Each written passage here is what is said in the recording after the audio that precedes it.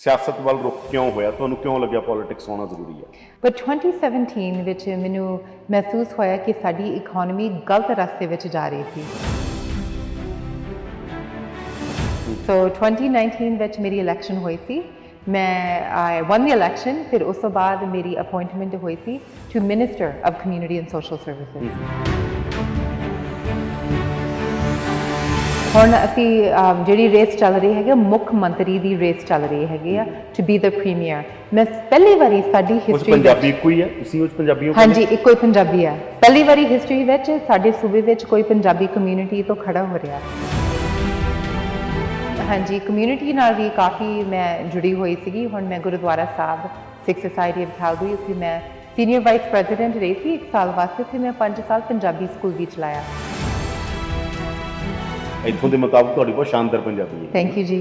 ਸੋ ਜਿਹੜੇ ਮੇਰੇ ਆਈਡੀਆਜ਼ ਹੈਗੇ ਨੇ, ਪਹਿਲਾਂ ਤਾਂ ਅਸੀਂ ਬੱਚਿਆਂ ਵਾਸਤੇ ਅਸੀਂ ਦੇਖਣਾ ਹੈਗੇ ਵੀ ਉਹਨਾਂ ਦੀਆਂ ਓਪਰਚੁਨਿਟੀਜ਼ ਕਿਵੇਂ ਵਧਾਉਣੀਆਂ ਹੈਗੀਆਂ। ਹੁਣ ਜਿਹੜੀ ਸਾਡੀ ਆਪਣੀ ਕਮਿਊਨਿਟੀ ਹੈਗੀ, ਸਾਡੀਆਂ ਆਪਣੀਆਂ ਮੰਗਾਂ ਵੀ ਕਾਫੀ ਹੈਗੀਆਂ ਨੇ on health care, on education. ਤੁਹਾਡੀ એનર્ਜੀ ਦਾ ਸੋਰਸ ਕੀ ਹੈ?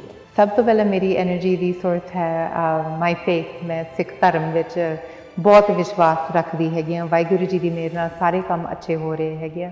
ਅੱਛਾ, ਕੰਜ਼ਰਵੇਟਿਵ ਪਾਰਟੀ ਹੀ ਕਿਉਂ ਚੁਣੀ ਸੀ ਤੁਸੀਂ? ਇੱਥੇ ਐਨਡੀਪੀ ਵੀ ਹੈ, ਲਿਬਰਲ ਵੀ ਹੈ, ਤੁਸੀਂ ਕੰਜ਼ਰਵੇਟਿਵ ਨਾਲ ਕਿਉਂ ਗਏ ਸੀ? ਤੇ ਜਿਹੜੀਆਂ ਕੰਜ਼ਰਵੇਟਿਵ ਪਾਰਟੀ ਦੀਆਂ ਪਾਲਿਸੀਜ਼ ਹੈਗੀਆਂ ਨੇ ਕਿ ਗਵਰਨਮੈਂਟ ਸਰਕਾਰ ਛੋਟੀ ਹੋਣੀ ਚਾਹੀਦੀ ਆ, ਟੈਕਸਿਸ ਵੀ ਘੱਟ ਹੋਣੇ ਚਾਹੀਦੇ ਆ, ਵੀ ਅਸੀਂ ਬਿਜ਼ਨਸਿਸ ਦੀ ਇਕਨੋਮੀ ਵਧਾਉਣੀ ਹੈਗੀ, ਮੈਨੂੰ ਅੱਛਾ ਲੱਗਿਆ ਸੀਗਾ। So I'm not anti-immigrant. I'm a daughter of immigrants. ਤੇ ਜਿਹੜੇ ਇਹ ਹੈ ਨਾ ਕਹਾਣੀ ਬਣੀ ਹੈਗੀ ਆ, ਮੈਂ ਸਭ ਕੁਝ ਬਦਲਣਾ ਚਾਹੁੰਦੀ ਹੈਗੀ ਆ। ਤੇ ਮੈਂ ਸਾਰਿਆਂ ਨੂੰ ਇਹ ਵੀ ਕਹਿੰਦੀ ਹੈਗੀ ਆ ਕਿ ਹੁਣ ਸਾਡਾ ਮੌਕਾ ਆ ਚੁੱਕਾ ਹੈਗਾ। ਪੰਜਾਬ ਦੀ ਹਰ ਵੱਡੀ ਖਬਰ ਤੇ ਵੱਡਾ ਇੰਟਰਵਿਊ ਸਭ ਤੋਂ ਪਹਿਲਾਂ ਦੇਖਣ ਲਈ ਡਾਊਨਲੋਡ ਕਰੋ ਪ੍ਰੋ ਪੰਜਾਬ ਟੀਵੀ ਦਾ mobile app. Pro Punjab TV ਤੇ ਤੁਹਾਡਾ ਸਵਾਗਤ ਹੈ। ਮੈਂ ਹਾਂ ਯਾਦਵਿੰਦਰ ਸਿੰਘ। ਅੱਧੀ ਆਬਾਦੀ ਦੀ ਗੱਲ ਦੁਨੀਆ ਤੇ ਵੱਖ-ਵੱਖ ਤਰੀਕੇ ਨਾਲ ਹੁੰਦੀ ਰਹੀ ਹੈ। ਅੱਧੀ ਆਬਾਦੀ ਆਪਣੀ ਵਿਆਖਿਆ ਆਪ ਕਰਨ ਲੱਗੀ ਹੈ। ਭਾਰਤ ਦੀ ਗੱਲ ਹੋਵੇ, ਏਸ਼ੀਆ ਦੀ ਗੱਲ ਹੋਵੇ ਜਾਂ ਕੈਨੇਡਾ ਦੀ ਧਰਤੀ ਤੇ ਬਹੁਤ ਸਾਰੀਆਂ ਬੀਬੀਆਂ ਸਿਆਸਤ 'ਚ ਆਈਆਂ ਨੇ ਔਰ ਪੰਜਾਬਣ ਬੀਬੀਆਂ ਹੁਣ ਅੱਗੇ ਵੱਧ ਰਹੀਆਂ ਨੇ ਸਿਆਸਤ 'ਚ। ਅਸੀਂ ਕੈਲਗਰੀ 'ਚ ਹਾਂ, ਅਲਬਰਟਾ ਸਟੇਟ 'ਚ ਹਾਂ। ਅਲਬਰਟਾ 'ਚ ਮੁੱਖ ਮੰਤਰੀ ਦੇ ਲਈ ਸਾਡੀ ਇੱਕ ਬੀਬੀ ਚੋਣ ਲੜ ਰਹੀ ਹੈ ਜਿਨ੍ਹਾਂ ਦਾ ਨਾਂ ਰਾਜਨ ਸਾਨੀ ਆ। ਔਰ ਖੂਬਸੂਰਤ ਗੱਲ ਇਹ ਆ, ਉਹਨਾਂ ਦੇ ਪਰਿਵਾਰ ਦੇ ਲੋਕ ਇੱਥੇ 1970 'ਚ ਆਉਂਦੇ ਨੇ, ਇੱਥੇ ਜੰਮਦੇ ਨੇ। ਉਹ ਬਹੁਤ ਸੋਹਣੀ ਪੰਜਾਬੀ ਬੋਲਦੇ ਨੇ, ਪੰਜਾਬ ਨੂੰ ਸਮਝਦੇ ਨੇ ਔਰ ਕਮਿਊਨਿਟੀ ਦੇ ਇਸ਼ੂਜ਼ ਨੂੰ ਸਮਝਦੇ ਨੇ ਔਰ ਕੈਨੇਡਾ ਦੇ ਨਾਲ ਪੂਰਾ ਕਨੈਕਟ ਕਰਦੇ ਨੇ। ਗੱਲਬਾਤ ਕਰਦੇ ਉਹਨਾਂ ਨਾਲ ਕਿਸ ਤਰ੍ਹਾਂ ਦਾ ਰਿਸਪੌਂਸ ਮਿਲ ਰਿਹਾ ਔਰ ਉਹਨਾਂ ਦੀ ਜਰਨੀ ਕੀ ਰਹੀ ਹੈ। ਸਵਾਗਤ ਹੈ ਸਾਨੀ, ਤੁਹਾਡਾ ਬਹੁਤ ਬਹੁਤ ਪ੍ਰੋ ਪੰਜਾਬ। ਥੈਂਕ ਯੂ ਜੀ। ਪਿਆਰ ਭਰੀ ਸਤਿ ਸ੍ਰੀ ਅਕਾਲ ਜੀ ਸਾਰਿਆਂ ਨੂੰ ਐਂਡ ਗੁੱਡ ਈਵਨਿੰਗ ਜੀ। ਬਹੁਤ ਵਧੀਆ, ਤੁਸੀਂ ਇੱਥੇ ਜੰਮੇ ਪਲੇ ਵੀ ਨਹੀਂ, ਸੋਹਣੀ ਪੰਜਾਬੀ ਬੋਲਦੇ, ਮੈਨੂੰ ਤਾਂ ਬਹੁਤ ਖੁਸ਼ੀ ਹੋਈ। ਥੈਂਕ ਯੂ ਜੀ। ਹੁਣ ਸਾਡੀ ਮੰਮੀ ਡੈਡੀ ਨੇ ਬੜੀ ਕੋਸ਼ਿਸ਼ ਕੀਤੀ ਸੀ, ਜਦੋਂ ਅਸੀਂ ਛੋਟੇ ਸੀ ਅਸੀਂ ਸਿਰਫ ਪੰਜਾਬੀ ਘਰ ਵਿੱਚ ਬੋਲਦੇ ਸੀ। ਹਾਂਜੀ। ਤਾਂ ਕਿਵੇਂ ਸਫ਼ਰ ਸ਼ੁਰੂ ਹੁੰਦਾ ਗਾ, ਤੁਹਾਨੂੰ ਕਿਉਂ ਲੱਗਦਾ? ਮੈਂ ਸਭ ਤੋਂ ਪਹਿਲਾਂ ਤੁਹਾਡੀ ਜਰਨੀ ਸਮਝਣਾ ਚਾਹੁੰਦਾ, ਤੁਸੀਂ ਸਭ ਤੋਂ ਪਹਿਲਾਂ ਕੀ ਕਰਦੇ ਸੀ ਔਰ ਫਿਰ ਸਿਆਸਤ ਵੱਲ ਰੁਖ ਕਿਉਂ ਹੋਇਆ, ਤੁਹਾਨੂੰ ਕਿਉਂ ਲੱਗਿਆ ਪੋਲਿਟਿਕਸ ਹੋਣਾ ਜ਼ਰੂਰੀ ਹੈ? ਹਾਂਜੀ, ਸੋ ਮੇਰਾ ਤਾਂ ਜਨਮ ਇੱਥੇ ਦਾ ਹੈਗਾ। ਮੈਂ ਆਪਣੀ ਪੂਰੀ ਪੜ੍ਹਾਈ ਲਿਖਾਈ ਇੱਥੇ ਕੀਤੀ ਹੈਗੀ ਆ। ਮੇਰੇ ਵਿਆਹ ਨੂੰ ਵੀ ਹੁਣ 29 ਸਾਲ ਹੋ ਚੁੱਕੇ ਹੈਗੇ ਆ, 4 ਮੇਰੇ ਬੱਚੇ ਆ।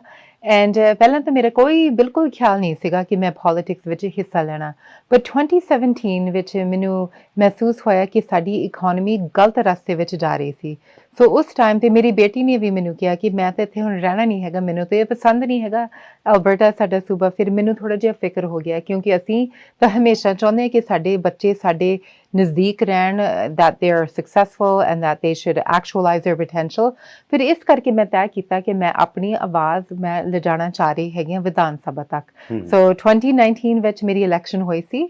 ਮੈਂ ਆਈ ਵਨ ਦੀ ਇਲੈਕਸ਼ਨ, ਫਿਰ ਉਸ ਤੋਂ ਬਾਅਦ ਮੇਰੀ ਅਪਾਇੰਟਮੈਂਟ ਹੋਈ ਸੀ to minister of community and social services. ਤਾਂ ਹੁਣ ਤੁਸੀਂ ਜਿਹੜੀ ਇਹ ਜਿਵੇਂ ਮੈਂ ਜੇ ਉੱਥੋਂ ਪੰਜਾਬ ਤੋਂ ਕੋਈ ਸਮਝਣਾ ਚਾਹੁੰਦਾ, ਦੁਨੀਆ ਭਰ 'ਚ ਬੈਠੇ ਪੰਜਾਬੀ ਸਮਝਣਾ ਚਾਹੁੰਦੇ ਨੇ, ਜਿਵੇਂ ਨੋਮੀਨੇਸ਼ਨ ਹੁੰਦੀ ਹੈਗੀ ਉਵੇਂ ਆ ਜਾਂ ਨੋਮੀਨੇਟ ਤੁਸੀਂ ਹੋ ਚੁੱਕੇ ਹੋਗੇ, ਹੁਣ ਵੋਟਿੰਗ ਹੋ ਰਹੀ ਹੈਗੀ? ਕੰਜ਼ਰਵੇਟਿਵ ਪਾਰਟੀ ਨਾਲ ਤੁਸੀਂ ਸੰਬੰਧ ਰੱਖਦੇ ਹੋ, ਕੀ ਚੱਲ ਰਿਹਾ ਹੁਣ ਤੁਹਾਡੀ, ਜੇ ਤੁਸੀਂ ਕੁਝ ਆਪਣੇ ਵੋਟਰਾਂ ਨੂੰ ਵੀ ਕਹਿਣਾ ਹੋਵੇ?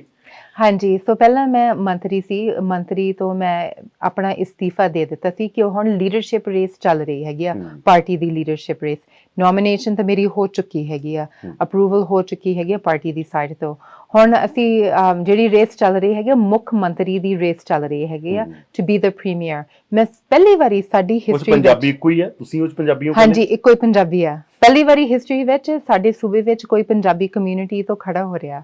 ਤੁਹਾਡੇ ਤੋਂ ਮੈਂ ਪੁੱਛਣਾ ਚਾਹੁੰਦਾ ਕਿ ਸਿਆਸਤ ਚ ਆਉਣ ਦਾ ਜਿਹੜਾ ਮੈਂ ਪੁੱਛਿਆ ਸੀ, ਹਾਂਜੀ। ਸਬਬ ਕਿਵੇਂ ਬਣਿਆ, ਤੁਹਾਡਾ ਇੰਟਰਸਟ ਕਿਵੇਂ ਪੈਦਾ ਹੋਇਆ? ਮੇਰਾ ਇੰਟਰਸਟ ਇਸ ਕਰਕੇ ਪੈਦਾ ਹੋਇਆ ਸੀ, ਜਿਵੇਂ ਮੈਂ ਕਹਿ ਰਹੀ ਸੀ, ਜਦੋਂ ਜਿਹੜੇ ਹੁਣ ਬੱਚਿਆਂ ਦੀ ਗੱਲ ਹੋ ਗਈ, ਕਮਿਊਨਿਟੀ ਨਾਲ ਤੁਸੀਂ ਜੁੜੇ ਹੋਵੋਗੇ ਨਾ, ਪਹਿਲਾਂ ਸਿਆਸਤ ਦਾ ਬਾਅਦ ਚੋਂ ਆਏ ਹੋਵੋਗੇ, ਕਮਿਊਨਿਟੀ ਦੀ ਸੇਵਾ ਕੀਤੀ। ਹਾਂਜੀ, ਕਮਿਊਨਿਟੀ ਨਾਲ ਵੀ ਕਾਫੀ ਮੈਂ ਜੁੜੀ ਹੋਈ ਸੀਗੀ। ਹੁਣ ਮੈਂ ਗੁਰਦੁਆਰਾ ਸਾਹਿਬ ਸਿੱਖ ਸੁਸਾਇਟੀ ਆਫ ਕੈਲਗਰੀ, ਉੱਥੇ ਮੈਂ ਸੀਨੀਅਰ ਵਾਈਸ ਪ੍ਰੈਜ਼ੀਡੈਂਟ ਰਹੀ ਸੀ 1 ਸਾਲ ਵਾਸਤੇ। ਉੱਥੇ ਮੈਂ 5 ਸਾਲ ਪੰਜਾਬੀ ਸਕੂਲ ਵੀ ਚਲਾਇਆ। ਤਾਂ ਉੱਥੇ ਵੀ ਜਿਹੜੇ ਸਾਡੇ ਇੱਥੇ ਦੇ ਜੰਮੇ ਪਲੇ ਬੱਚੇ ਹੈਗੇ ਆ, ਉਹ ਵੀ ਹਮੇਸ਼ਾ ਕਹਿੰਦੇ ਸੀ ਕਿ ਹਜੇ ਵੀ ਇੱਥੇ ਸਾਡੇ ਵਾਸਤੇ ਮੁਸ਼ਕਿਲ ਹੈਗਾ, ਹਜੇ ਵੀ ਇਸ ਗੋਰਿਆਂ ਦੇ ਦੇਸ਼ ਵਿੱਚ ਸਾਡੀ ਓਪਰਚੁਨਿਟੀਜ਼ ਕੀ ਹੈਗੀਆਂ ਨੇ। ਫਿਰ ਥੋੜ੍ਹਾ ਜਿਹਾ ਦੁੱਖ ਤਾਂ ਹੁੰਦਾ ਹੈ ਜਦੋਂ ਤੁਸੀਂ ਇਸ ਤਰ੍ਹਾਂ ਦੀਆਂ ਗੱਲਾਂ ਸੁਣਦੇ ਹੈਗੇ ਆ। ਫਿਰ ਇਸ ਕਰਕੇ ਵੀ ਮੈਂ ਸੋਚਿਆ ਵੀ ਕੋਈ ਵੀ ਸ਼ੁੱਡ ਲੀਡ ਬਾਈ ਐਗਜ਼ਾਮਪਲ, ਕੋਈ ਨਾ ਕੋਈ ਤਾਂ ਆਉਣਾ ਚਾਹੀਦਾ ਹੈਗਾ ਅੱਗੇ ਪੋਲੀਟਿਕਸ ਵਿੱਚ। ਤਾਂ ਮੇਰੀ ਕਿਸਮਤ ਵੀ ਅੱਛੀ ਸੀਗੀ, ਮੇਰੇ ਪਰਿਵਾਰ ਨੇ ਵੀ ਬਹੁਤ ਜ਼ਿਆਦਾ ਸਪੋਰਟ ਦਿੱਤੀ। So I won the election and I was a minister. ਤਾਂ ਹੁਣ ਜੇ ਮੈਂ ਤੁਹਾਡੇ ਤੋਂ ਪੁੱਛਾਂ, ਜੇ ਤੁਸੀਂ ਸੀਐਮ ਬਣ ਜਾਓਗੇ ਤਾਂ ਕੀ ਫਰਕ ਪੈ ਜਾਊਗਾ? ਜੇ ਤੁਸੀਂ ਪ੍ਰੀਮੀਅਰ ਬਣ ਜਾਓਗੇ ਕੀ ਫਰਕ ਪੈ ਜਾਊ? ਇੰਨੇ ਪ੍ਰੀਮੀਅਰ ਆਏ, ਇੰਨੇ ਗਏ, ਬਹੁਤ ਤੁਹਾਡੇ ਕੋਲ ਕੀ ਨਵੇਂ ਆਈਡੀਆਜ਼ ਨੇ? ਬਹੁਤ ਫਰਕ ਪੈ ਗਿਆ। ਸਭ ਤੋਂ ਪਹਿਲਾਂ ਮੈਂ ਇਹ ਕਹਿ ਸਕਦੀ ਹਾਂ ਵੀ ਮੈਂ ਕਾਫੀ ਮਿਹਨਤੀ ਹੈਗੀ ਹਾਂ। ਜਿਹੜੇ ਮੇਰੇ 2 ਮਹਿਕਮੇ ਸੀਗੇ, ਟਰਾਂਸਪੋਰਟੇਸ਼ਨ ਮਿਨਿਸਟਰ ਐਜ਼ ਵੈਲ, ਅੱਛਾ ਕੰਮ ਕੀਤਾ। ਕਮਿਊਨਿਟੀ ਵੀ ਕਹਿ ਰਹੀ ਹੈ ਵੀ ਅੱਛਾ ਕੰਮ ਕੀਤਾ। ਦੂਜੀ ਗੱਲ ਹੈਗੀ ਹੈ, ਮੇਰੀ ਪੜ੍ਹਾਈ ਵੀ ਜ਼ਿਆਦਾ ਹੈਗੀ ਹੈ ਦੂਜੇ ਕੈਂਡੀਡੇਟਸ ਨਾਲ ਜਦੋਂ ਅਸੀਂ ਕੰਪੇਅਰ ਕਰਦੇ ਹੈਗੇ ਆ। ਵਰਕ ਐਕਸਪੀਰੀਅੰਸ ਵੀ ਹੈਗਾ ਆ। ਅਸੀਂ ਜੁਆਇੰਟ ਫੈਮਿਲੀ ਵਿੱਚ ਵੀ ਰਹਿੰਦੇ ਹੈਗੇ ਆ, ਤਾਂ ਜਦੋਂ ਤੁਸੀਂ ਪਰਿਵਾਰ ਵਿੱਚ ਰਹਿੰਦੇ ਆ ਤੁਸੀਂ ਹੋਰ ਵੀ ਬਹੁਤ ਕੁਝ ਸਿੱਖਦੇ ਆ। ਇਹ ਸਾਡੇ ਇੱਥੇ ਹੈ ਨਾ ਕੈਨੇਡੀਅਨ ਕਲਚਰ ਵਿੱਚ ਦਿਸ ਇਜ਼ ਨਾਟ ਕਾਮਨ। ਸੋ 2 ਮਹਿਕਮੇ ਵਿੱਚ ਵੀ ਮੈਂ ਕੰਮ ਕਾਫੀ ਅੱਛਾ ਕੀਤਾ ਹੈਗਾ। ਸੋ ਜਿਹੜੇ ਮੇਰੇ ਆਈਡੀਆਜ਼ ਹੈਗੇ ਨੇ, ਪਹਿਲਾਂ ਤਾਂ ਅਸੀਂ ਬੱਚਿਆਂ ਵਾਸਤੇ ਅਸੀਂ ਦੇਖਣਾ ਹੈਗੇ ਵੀ ਉਹਨਾਂ ਦੀਆਂ ਓਪਰਚੁਨਿਟੀਜ਼ ਕਿਵੇਂ ਵਧਾਉਣੀਆਂ ਹੈਗੀਆਂ। ਹੁਣ ਜਿਹੜੀ ਸਾਡੀ ਆਪਣੀ ਕਮਿਊਨਿਟੀ ਹੈਗੀ, ਸਾਡੀਆਂ ਆਪਣੀਆਂ ਮੰਗਾਂ ਵੀ ਕਾਫੀ ਹੈਗੀਆਂ ਨੇ on health care, on education. ਪਰ ਇੱਕ ਹੋਰ ਹੈ, ਸਾਡੇ ਜਿਹੜੇ ਕਮਿਊਨਿਟੀ ਮੈਂਬਰਸ ਹੈਗੇ, ਕਹਿੰਦੇ ਸਾਡੇ ਲਈ cricket field hockey fields, kabaddi fields ਦੀ ਕਮੀ ਹੈਗੀ ਹੈ, ਕਿਉਂਕਿ ਪਹਿਲਾਂ ਸਰਕਾਰ ਨੇ ਇਸ ਵੱਲ ਕਦੇ ਧਿਆਨ ਹੀ ਨਹੀਂ ਦਿੱਤਾ। ਪਰ ਸਾਨੂੰ ਪਤਾ ਹੈ ਕਿ ਸਾਡੀ ਇੱਥੇ ਆਬਾਦੀ ਕਾਫੀ ਵੱਧ ਚੁੱਕੀ ਹੈਗੀ ਹੈ, ਤਾਂ ਹੋਰ ਵੀ ਵਧਣੀ ਹੈਗੀ ਆ। ਤਾਂ ਜਦੋਂ ਤੁਸੀਂ ਆਪਣੀ ਭਾਸ਼ਾ ਵਿੱਚ ਗੱਲ ਕਰ ਸਕਦੇ ਆ, ਖਾਸ ਕਰਕੇ with R trucking industry, transportation ਵਿੱਚ ਬਹੁਤ ਫਰਕ ਪੈਂਦਾ ਆ। ਤੁਹਾਡੇ ਸਹੁਰੇ ਵੀ ਇੱਥੇ ਹੀ ਹੈ, ਪੇਕੇ ਵੀ ਇੱਥੇ ਹੈਗੇ? ਹਾਂਜੀ, ਕੈਲਗਰੀ ਚ? ਹਾਂਜੀ, ਸਾਰੇ ਇੱਥੇ ਹੈਗੇ ਆ ਜੀ। ਕਿੰਨਾ ਕੁ ਫਿਰ ਮਤਲਬ ਕੰਪੇਨ ਦੇ ਅੰਦਰ ਜੇ ਮੈਂ ਪੁੱਛਾਂ, ਜਾਂ ਪੰਜਾਬੀ ਭਾਈਚਾਰਾ ਇੱਥੇ ਬਹੁਤ ਵੱਡਾ ਹਿੱਸਾ ਪੰਜਾਬੀ ਭਾਈਚਾਰੇ ਦਾ, ਬੜੇ ਪਾਵਰਫੁਲ ਬਿਜ਼ਨੈਸਸ ਨੇ, ਔਰ ਕਿਵੇਂ ਤੁਸੀਂ ਪੰਜਾਬੀਆਂ ਜਾ ਰਹੇ ਹੋ, ਕਿਸ ਤਰ੍ਹਾਂ ਦਾ ਰਿਸਪੌਂਸ ਮਿਲ ਰਿਹਾ ਹੈਗਾ? ਰਿਸਪੌਂਸ ਬਹੁਤ ਵਧੀਆ ਮਿਲ ਰਿਹਾ ਜੀ। ਹੁਣ ਪੰਜਾਬੀ ਕਮਿਊਨਿਟੀ ਸਾਡੀ, ਜਿਵੇਂ ਮੈਂ ਕਹਿ ਰਹੀ ਸੀ, ਆਬਾਦੀ ਵੱਧ ਚੁੱਕੀ ਹੈਗੀ। It's a very successful community. ਪਰ ਇਹ ਵੀ ਮੈਂ ਕਹਿਣਾ ਚਾਹ ਰਹੀ ਹਾਂ ਕਿ ਸਿਰਫ ਮੈਂ ਪੰਜਾਬੀ ਕਮਿਊਨਿਟੀ 'ਤੇ ਫੋਕਸ ਨਹੀਂ ਕਰ ਰਹੀ, ਮੈਂ ਸਾਰੀਆਂ ਕਮਿਊਨਿਟੀਜ਼ ਨਾਲ ਮੈਂ ਗੱਲ ਕਰਦੀ ਹੈਗੀ ਹਾਂ, whether it's East African community, the Filipino community, mainstream community. ਕਿਉਂਕਿ ਜਦੋਂ ਤੁਸੀਂ ਮੁੱਖ ਮੰਤਰੀ ਬਣਨਾ ਹੈਗਾ, ਤੁਸੀਂ ਪੂਰੇ ਸਾਰਿਆਂ ਵਾਸਤੇ ਤੁਸੀਂ ਗਵਰਨ ਕਰਨਾ ਹੈਗਾ। ਪਰ ਫਿਰ ਵੀ ਜੋ ਆਪਦੀ ਇੱਕ ਤੁਹਾਡੀ ਯੂਐਸਪੀ, ਜਾਂ ਤੁਸੀਂ ਜਿੱਥੋਂ ਆਏ ਹੁੰਦੇ ਹੋ ਉੱਥੋਂ ਤਾਂ ਇੱਕ ਮੋਹ ਜ਼ਿਆਦਾ ਹੁੰਦਾ ਤੁਹਾਡਾ ਉਹਨਾਂ ਲੋਕਾਂ ਨਾਲ। ਜੀ ਬਿਲਕੁਲ ਜੀ, ਉਹਨਾਂ ਦਾ ਤੁਹਾਡੇ ਨਾਲ ਹੁੰਦਾ। ਹਾਂਜੀ ਸਾਡੀ ਕੁੜੀ ਹੈ, ਸਾਡੀ ਬੀਬੀ ਇੱਕ ਪਹੁੰਚ ਰਹੀ ਹੈਗੀ, ਜਾਂ ਸੀਐਮ ਬਣੂਗੀ ਤਾਂ ਸਾਡੀ ਬੀਬੀ ਬਣੂਗੀ। ਲੋਕ ਕਹਿੰਦੇ ਹਾਲਾਂਕਿ ਤੁਸੀਂ ਸਭ ਦੇ ਹੋਵੋਗੇ, ਤੁਸੀਂ ਸਭ ਲਈ ਕੰਮ ਕਰੋਗੇ। ਨਹੀਂ, ਬਹੁਤ ਫਰਕ ਪੈਂਦਾ ਹੈ। ਜਿਵੇਂ ਮੈਂ ਕਹਿ ਰਹੀ ਸੀ, ਜਦੋਂ ਤੁਸੀਂ ਆਪਣੀ ਭਾਸ਼ਾ ਵਿੱਚ ਗੱਲ ਕਰ ਸਕਦੇ ਆ, ਜਦੋਂ ਤੁਸੀਂ ਬਜ਼ੁਰਗਾਂ ਨਾਲ ਬੈਠ ਕੇ ਉਹਨਾਂ ਦੇ ਮਸਲਿਆਂ ਬਾਰੇ ਤੁਸੀਂ ਗੱਲ ਕਰ ਸਕਦੇ ਆ, ਕਾਫੀ ਫਰਕ ਪੈਂਦਾ ਹੈਗਾ। ਐਂਡ ਜਿਹੜੀ ਸਾਡੀ ਪੰਜਾਬੀ ਕਮਿਊਨਿਟੀ ਹੈਗੀ, it's my base. And Waheguru ji ਦੀ ਮਿਹਰ ਨਾਲ ਮੇਰਾ ਪਰਿਵਾਰ ਵੀ ਕਾਫੀ ਵੱਡਾ ਇੱਥੇ ਹੈਗਾ। ਮੇਰੇ ਮਦਰ ਸਾਈਡ 'ਤੇ ਮਾਮਾ ਜੀ, ਮਾਸੀ ਜੀ, ਫਾਦਰ ਸਾਈਡ 'ਤੇ ਭੂਆ ਜੀ, ਚਾਚਾ ਜੀ, ਸਾਡਾ ਕਾਫੀ ਵੱਡਾ ਪਰਿਵਾਰ ਹੈਗਾ। And there is lots of love and respect. ਤਾਂ ਤੁਹਾਡੀ એનર્ਜੀ ਦਾ ਸੋਰਸ ਪੁੱਛਾਂ ਮੈਂ, ਜਿੱਥੇ ਤੱਕ ਤੁਸੀਂ ਪਹੁੰਚੇ ਹੋ, ਪਹਿਲਾਂ ਤੁਸੀਂ ਜੌਬ ਕੀਤੀ, ਫਿਰ ਬਿਜ਼ਨਸ ਕੀਤਾ। ਹਾਂਜੀ। ਹੁਣ ਤੁਹਾਡੇ ਪਰਿਵਾਰ ਬਿਜ਼ਨਸ ਕਰਦੇ ਨੇ, ਤੁਸੀਂ ਪੋਲੀਟਿਕਸ 'ਚ ਆ ਗਏ। ਤੁਹਾਡੀ એનર્ਜੀ ਦਾ ਸੋਰਸ ਕੀ ਹੈਗਾ? ਜਿਵੇਂ ਕਿਸੇ ਦੀ એનર્ਜੀ ਦਾ ਸੋਰਸ ਕੋਈ ਬੁੱਕ ਆ, ਕੋਈ ਰਿਲੀਜਨ ਆ, ਕੋਈ ਕੁਝ ਵੀ ਹੋ ਸਕਦਾ ਹੈਗਾ। ਕੀ ਹੈ ਤੁਹਾਡੀ એનર્ਜੀ ਦਾ ਸੋਰਸ? ਸਭ ਤੋਂ ਪਹਿਲਾਂ ਮੇਰੀ એનર્ਜੀ ਦੀ ਸੋਰਸ ਹੈ ਮਾਈ ਫੇਥ। ਮੈਂ ਸਿੱਖ ਧਰਮ ਵਿੱਚ ਬਹੁਤ ਵਿਸ਼ਵਾਸ ਰੱਖਦੀ ਹੈਗੀ ਹਾਂ। ਵਾਹਿਗੁਰੂ ਜੀ ਦੀ ਮਿਹਰ ਨਾਲ ਸਾਰੇ ਕੰਮ ਅੱਛੇ ਹੋ ਰਹੇ ਹੈਗੇ ਆ। ਉਸ ਤੋਂ ਬਾਅਦ ਓਬਵੀਅਸਲੀ ਮਾਈ ਫੈਮਿਲੀ, ਮੇਰੇ ਬੱਚੇ, ਮੇਰੇ ਹਸਬੈਂਡ, ਮੇਰੇ mummy daddy, my mother and father in ਲਾ, ਇਸ ਤੋਂ ਇਲਾਵਾ ਮੈਨੂੰ ਹੋਰ ਕੁਝ ਚਾਹੀਦਾ ਨਹੀਂ ਹੈਗਾ। I have my family, I have my faith and ਬਾਕੀ ਜਿਹੜੇ ਮੈਂ ਕੰਮ ਕਰਨੇ ਹੈਗੇ ਆ ਇਹਨਾਂ ਦੀ ਸਪੋਰਟ ਤੋਂ ਬਗੈਰ ਕੁਝ ਨਹੀਂ ਹੋ ਸਕਦਾ। ਅੱਛਾ, ਕੰਜ਼ਰਵੇਟਿਵ ਪਾਰਟੀ ਹੀ ਕਿਉਂ ਚੁਣੀ ਸੀ ਤੁਸੀਂ? ਇੱਥੇ ਐਨਡੀਪੀ ਵੀ ਹੈ, ਲਿਬਰਲ ਵੀ ਹੈ, ਤੁਸੀਂ ਕੰਜ਼ਰਵੇਟਿਵ ਨਾਲ ਕਿਉਂ ਗਏ ਸੀ? This is a very good question ji. So ਸਭ ਤੋਂ ਪਹਿਲਾਂ ਮੈਂ ਬਿਜ਼ਨਸ ਵੂਮਨ ਹੈਗੀ ਹਾਂ। ਮੈਂ ਕਾਫੀ ਸਾਲ ਮੈਂ ਕੰਮ ਕੀਤਾ ਸੀ ਆਇਲ ਐਂਡ ਗੈਸ ਇੰਡਸਟਰੀ ਵਿੱਚ। ਤੇ ਜਿਹੜੀਆਂ ਕੰਜ਼ਰਵੇਟਿਵ ਪਾਰਟੀ ਦੀਆਂ ਪਾਲਿਸੀਜ਼ ਹੈਗੀਆਂ ਨੇ ਕਿ ਗਵਰਨਮੈਂਟ ਸਰਕਾਰ ਛੋਟੀ ਹੋਣੀ ਚਾਹੀਦੀ ਆ, ਟੈਕਸਿਸ ਵੀ ਘੱਟ ਹੋਣੇ ਚਾਹੀਦੇ ਆ, ਵੀ ਅਸੀਂ ਬਿਜ਼ਨਸਿਸ ਦੀ ਇਕਨੋਮੀ ਵਧਾਉਣੀ ਹੈਗੀ ਆ, ਮੈਨੂੰ ਅੱਛਾ ਲੱਗਿਆ ਸੀਗਾ। ਕਿਉਂਕਿ ਕਈ ਵਾਰੀ ਸਰਕਾਰ ਜਦੋਂ ਬਹੁਤੇ ਜ਼ਿਆਦਾ ਵੱਡੀ ਹੋ ਜਾਂਦੀ ਹੈ ਫਿਰ ਸਾਡੇ ਟੈਕਸਿਸ ਵੀ ਵੱਧ ਜਾਂਦੇ ਹੈਗੇ ਆ। ਪਰ ਜਿਹੜੀਆਂ ਸਾਡੀਆਂ ਸੋਸ਼ਲ ਪਾਲਿਸੀਜ਼ ਹੈਗੀਆਂ ਜਿਵੇਂ ਕਹਿੰਦੇ ਹੈਗੇ ਆ ਮੋਡਰੇਟ, ਮੇਰੇ ਖਿਆਲ ਵਿੱਚ ਜਿਹੜੇ ਸਾਡੇ ਲੋੜਵੰਦ ਲੋਕ ਹੈਗੇ ਆ, ਦ ਵਲਨਰੇਬਲ ਪੋਪੂਲੇਸ਼ਨ, ਉਹਨਾਂ ਦੀ ਅਸੀਂ ਦੇਖਭਾਲ ਜ਼ਰੂਰ ਕਰਨੀ ਹੈਗੀ ਆ। ਸੋ ਕੰਜ਼ਰਵੇਟਿਵ ਪਾਰਟੀ ਦੇ ਜਿਹੜੇ ਆਈਡੀਅਲ ਸਨ ਮੈਨੂੰ ਅੱਛੇ ਲੱਗੇ ਸੀ। ਤਾਂ ਇੱਥੇ ਮੁਕਾਬਲੇ ਦੇ ਅੰਦਰ ਤੁਹਾਡੇ ਐਨਡੀਪੀ ਹੈ ਜੀ, ਆਪਣਾ ਲਿਬਰਲ ਆ, ਸੈਂਟਰ ਦੇ ਅੰਦਰ ਜਿਹੜੀ ਫੈਡਰਲ ਗਵਰਨਮੈਂਟ ਆ ਉਹ ਕੰਜ਼ਰਵੇਟਿਵ ਦੀ ਨਹੀਂ ਆ, ਉਹ ਲਿਬਰਲ ਦੀ ਹੈਗੀ। ਤੁਹਾਨੂੰ ਕਿੰਨਾ ਕੁ ਸਕੂਪ ਲੱਗਦਾ ਹੈਗਾ ਅੱਗੇ? ਲਾਈਕ ਤਾਂ ਤੁਹਾਡੀ ਇਲੈਕਸ਼ਨ ਉਸ ਤੋਂ ਬਾਅਦ ਕਿੰਨਾ ਕੁ ਸਕੂਪ ਲੱਗ ਰਿਹਾ ਅੱਗੇ? 2 ਸਾਲ ਪਏ ਨੇ। ਹਾਂਜੀ, ਹਜੇ ਟਾਈਮ ਬਾਕੀ ਹੈਗਾ। ਹੁਣ ਦੇਖੋ ਜੀ, ਜਿਹੜੇ ਕੈਂਡੀਡੇਟਸ ਖੜੇ ਹੋ ਰਹੇ ਆ ਫੈਡਰਲ ਸਰਕਾਰ ਵਾਸਤੇ, ਲੱਗ ਰਿਹਾ ਹੈਗਾ ਕਿ ਪੀਅਰ ਪੋਲੀਵਰ ਕਾਫੀ ਪੋਪੂਲਰ ਹੈਗੇ ਵੀ, ਸ਼ਾਇਦ ਉਹ ਜਿੱਤ ਜਾਣਗੇ। ਫਿਰ ਉਸ ਤੋਂ ਬਾਅਦ ਉਹਨਾਂ ਨੇ ਕੋਸ਼ਿਸ਼ ਕਰਨੀ ਹੈ to win the federal election. ਹਜੇ ਕਾਫੀ 2 ਸਾਲਾਂ ਵਿੱਚ ਬਹੁਤ ਕੁਝ ਹੋ ਸਕਦਾ ਹੈ। ਇਟਸ ਹਾਰਡ ਟੂ ਸੇ, ਪਰ ਚਾਂਸਸ ਤਾਂ ਅੱਛੇ ਲੱਗ ਰਹੇ ਹੈਗੇ ਆ।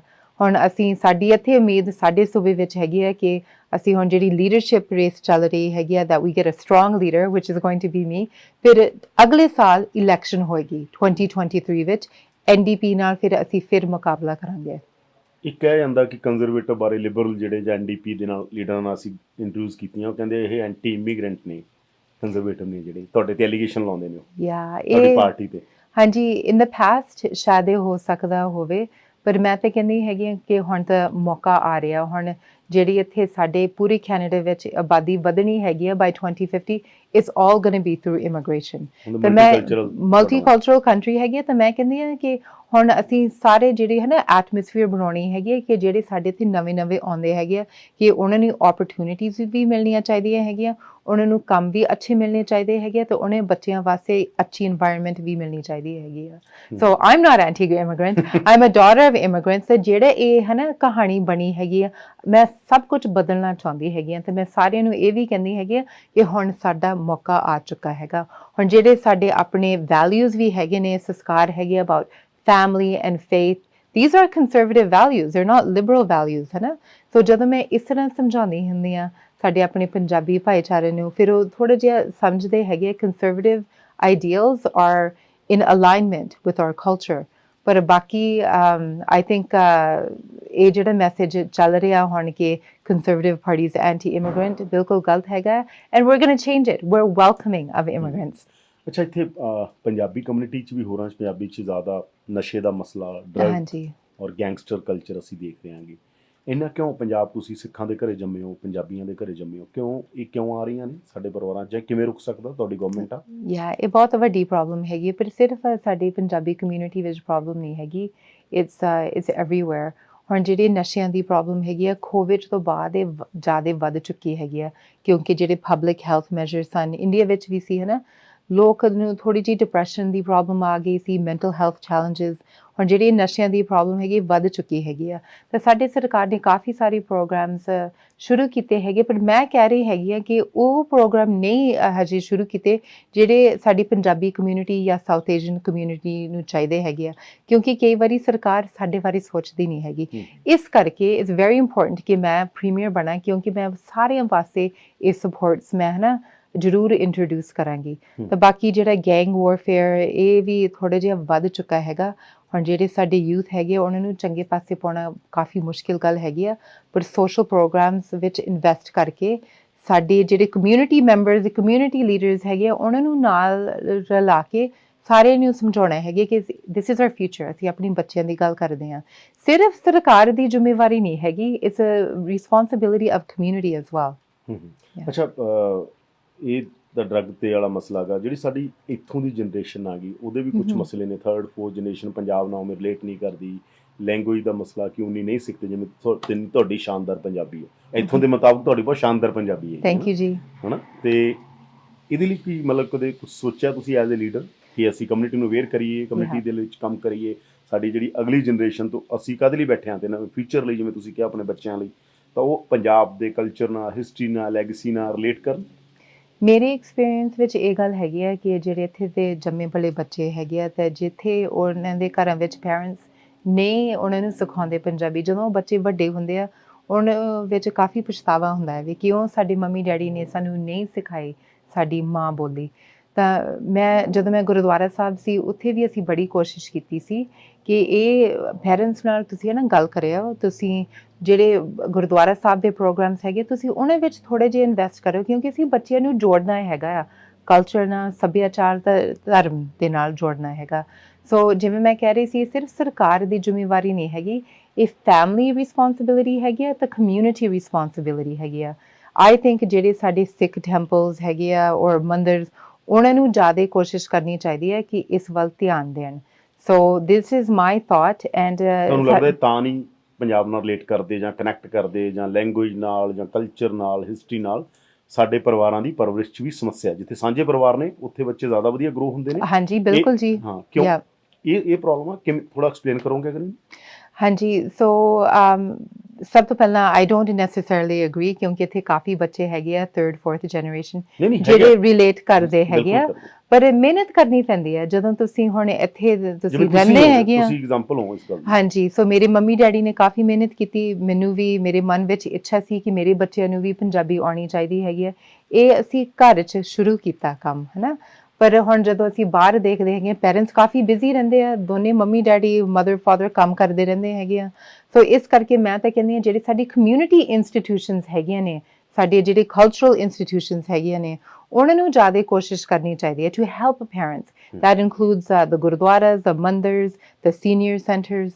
ਸੋ ਜੇ ਇਸ ਤਰ੍ਹਾਂ ਦੀ ਇਨਵੈਸਟਮੈਂਟ ਨਹੀਂ ਹੋਏ ਤਾਂ ਕਿਵੇਂ ਫਿਰ ਅੱਗੋਂ ਅਸੀਂ ਚੱਲ ਸਕਦੇ ਹੈਗੇ ਆ।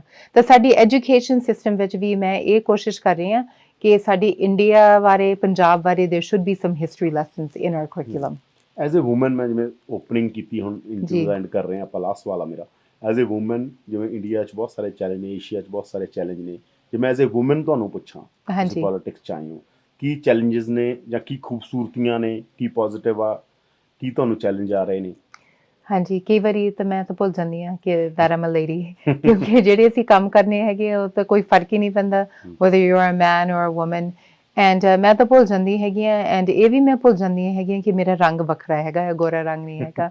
ਪਰ ਜਦ ਮੈਨੂੰ ਕਈ ਵਾਰੀ ਮੈਨੂੰ ਹਮੇਸ਼ਾ ਪੁੱਛਦੇ ਰਹਿੰਦੇ ਆ as a woman of colour what are your challenges, ਫਿਰ ਮੈਂ ਸੋਚਦੀ ਹਾਂ ਤਾਂ ਸਭ ਤੋਂ ਵੱਡੀ ਚੈਲੰਜ ਹੈਗੀ ਹੈ ਜਦੋਂ ਮੈਨੂੰ ਕੋਈ ਵੇਖਦਾ ਹੈਗਾ, ਇਸ ਤੋਂ ਬਾਅਦ ਉਹ ਸੋਚਦੇ ਨਹੀਂ ਹੈਗੇ, they just look at me as a woman of color.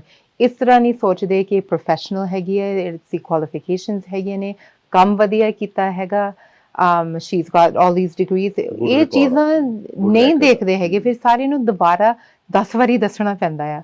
ਪਰ ਜਿਹੜੇ ਹੁਣ ਜੇ ਅਸੀਂ ਕੰਪੇਅਰ ਕਰਦੇ ਹੈਗੇ ਆ, if it's a tall Caucasian man, ਕੋਈ ਗੋਰਾ ਹੋਵੇ, ਉਹਨਾਂ ਨੂੰ ਕਦੇ ਨਹੀਂ ਪੁੱਛਦੇ, ਇੱਕ ਵਾਰੀ ਨਹੀਂ ਪੁੱਛਦੇ ਜੀ ਵੀ ਤੁਹਾਡੀ ਕੁਆਲੀਫਿਕੇਸ਼ਨਸ ਕੀ ਹੈਗੀਆਂ ਨੇ। ਸੋ ਇਸ ਤਰ੍ਹਾਂ ਦੀਆਂ ਚੈਲੰਜਸ ਹੁੰਦੀਆਂ ਰਹਿੰਦੀਆਂ। ਆਲ ਦ ਲੇਡੀਜ਼ ਨੋ ਕਿ ਸਾਡੇ ਨਾਲ ਹਮੇਸ਼ਾ ਇਸ ਤਰ੍ਹਾਂ ਦੀਆਂ ਚੀਜ਼ਾਂ, you know, this kind of discrimination does exist, but I actually don't care. ਜਿਹੜੇ ਮੈਂ ਕੰਮ ਕਰਨੇ ਹੈਗੇ, ਜੋ ਮੈਂ ਕਰਨਾ ਚਾਹੁੰਦੀ ਹੈਗੀ ਆ, ਕੋਈ ਮੈਨੂੰ ਰੋਕ ਨਹੀਂ ਸਕਦਾ, ਤਾਂ ਮੈਂ ਹਮੇਸ਼ਾ ਅੱਗੇ ਚੱਲਦੀ ਰਹਿੰਦੀ ਹਾਂ।